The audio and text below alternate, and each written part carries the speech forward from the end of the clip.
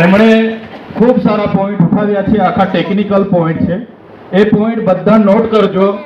જે પણ કન્સલ્ટન્ટના લોકો છે એમને મારા આગ્રહ છે, મિત્રના એક એક પોઈન્ટ નોટ કરજો અને એનો જવાબ મિત્ર સુધી તમે પહોંચાડજો. કેમ કે આ પ્રોજેક્ટની નાની નાની વાતો એમણે તમારી સમક્ષ મૂકી છે. હું જનરલ વાત કરવા માટે જ અહીં ઉપસ્થિત થયો છું. આજે જે જીએમડીસી દ્વારા વાલિયામાં જે પ્રોજેક્ટ આવે છે, તો હું પહેલા જ તમને ચોખવટ કરવા માંગુ છું.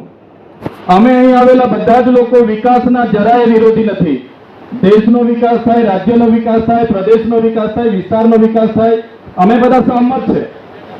પણ જ્યારે દેશના વિકાસની વાત આવે અને અમારા લોકોએ ભોગ બનવા પડે, એ વાત અમારા ગળે ઉતરતી નથી.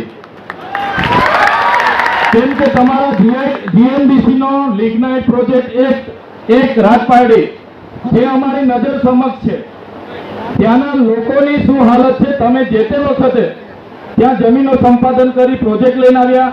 તમે 22 જેટલી બાબતો પર સહમતિ આપી હતી, જે આજે તમે અહીંયા બતાવ્યું છે એ પ્રમાણે તમે કીધું શિક્ષણ આપીશું, આવાસ આપીશું, નોકરી આપીશું, સિંચાઈની જમીન આપીશું, રિસાયકલિંગ કરી ફરી જમીન આપીશું. તમે આજે બધા રાજપાડી લિગ્નાઇટ પ્રોજેક્ટ એક એ તમે જોઈ આવજો. ત્યાંના આજુબાજુ આમોદ હોય, જૂના માલજીપરા હોય, તમામ ગામોની પરિસ્થિતિ આજે શું છે.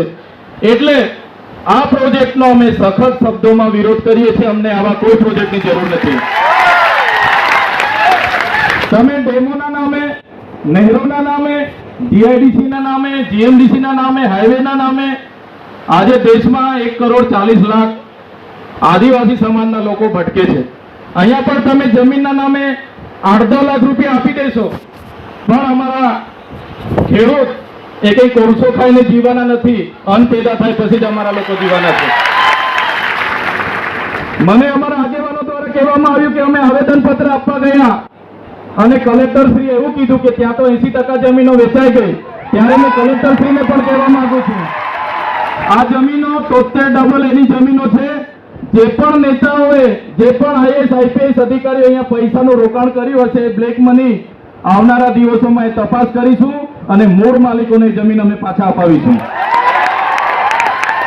અને પહેલા ચોખવટ કરો, આ પ્રોજેક્ટમાં અદાણી, અંબાણી કે ટોરેન્ટ નો આમાં ભાગીદારી છે કે કેમ. અને અમે કોઈ પર્યાવરણની આજે સુનાવણી છે એટલે હું પર્યાવરણની બે વાત મૂકીને હું મારી વાણીને વિરામ આપીશ. જે પણ પ્રોજેક્ટ આવે છે એમાં ભૂગર્ભ જળ હોય કે સપાટી જળ હોય, તમામ ખલાસ થઈ જાય છે. જીવ જંતુથી માંડીને માનવ જીવન પર જોખમ છે. હવાનું પ્રદૂષણ થાય છે, ધ્વનિનું પ્રદૂષણ થાય છે, જમીનનું પ્રદૂષણ થાય છે. એટલે અમને આ પ્રોજેક્ટ સાથે લેવા દેવા નથી. આ પ્રોજેક્ટ આજની તારીખેથી જ રદ કરવામાં આવે એવી અમે આગ્રહથી માંગ કરીએ છીએ. જો સરકારને કોલસાની જરૂર પડે, જો સરકારને ભવિષ્યમાં કોલસાની જરૂર પડે, તો અહીંયા જે પણ ગ્રામ પંચાયતો છે, અહીંયા જે પણ ગામો છે, એમની પાસે સરકારે વેચાતો કોલસો મળી જશે. આવનારા ભવિષ્યમાં એમની પાસેથી તમે વેચાતો લઈ લેજો. તમે જે રીતે અદાણી અંબાણી પર વધારાના ભાવે કોલસો લે છો, આ જમીનો અમારી છે ને પેટર્નમાં રહેલો કોલસો પણ અમારો છે. સરકાર અનામત જાહેર કરી દે, ચાલતું નથી. જમીનો અમારા લોકોની છે. સરકારને જ્યારે પણ કોલસાની જરૂર પડશે, અમારા લોકો પર કોલસો મળી જશે. માગી લેજો, વેચાતા ભાવે અમે કોલસો તમને આપી દઈશું. એટલે મને સમગ્ર આજના કાર્યક્રમમાં મારી આગ્રહપૂર્વક બધાને વિનંતી છે, આ પ્રોજેક્ટ ખૂબ જ હાનિકારક છે, જોખમકારી છે. વન્ય પ્રાણી, માનવ જીવન, જીવસૃષ્ટિ, ભૂગર્ભ જળ, હવા પ્રદૂષણ, ધ્વનિ પ્રદૂષણ, જમીન પ્રદૂષણ બધા માટે હાનિકારક છે. એટલે આ પ્રોજેક્ટ આજેથી જ રદ કરવો એવું મારું સૂચન છે.